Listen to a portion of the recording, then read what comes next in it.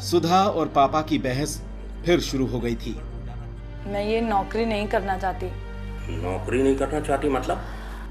मैं खुद का बिजनेस करना चाहती हूँ पापा। अरे सरकारी नौकरी से बेहतर कुछ होता है क्या? हमारे खानदान में कभी किसी ने कारोबार किया? फिर करेगी क्या? सुधा के पास पापा के सरकारी नौकरी करने के इस फरमान से लड़ने की वैसे कई सारी दलीलें थीं, लेकिन वो कारोबार क्या करेगी?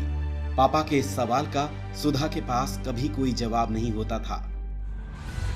लेकिन कहते हैं ना, चाह को ही राह मिलती है, तो सुषमा दीदी सुधा के लिए राह बनकर ही आई। बचपन में दोनों जब घर घर खेलती थी, सुषमा दीदी की गुड़िया के लिए फ्रॉक बनाने की जिम्मेदारी हमेशा सुधा की ही होती।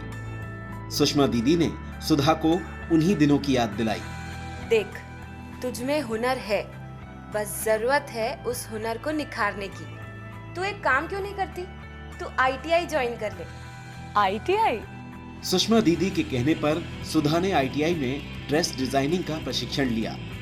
फिर तो सुधा के लिए एक के बाद एक दरवाजे खुलते गए। प्रशिक्षण के बाद उद्यमिता विकास सेल की मदद से सुधा को अपना बुटीक खोलने में सरकार की मदद से लोन भी मिल गया। सुधा की डिजाइन्स अब फैशन शो का हिस्सा बन रही थी। कारोबार बढ़ गया था सो अलग।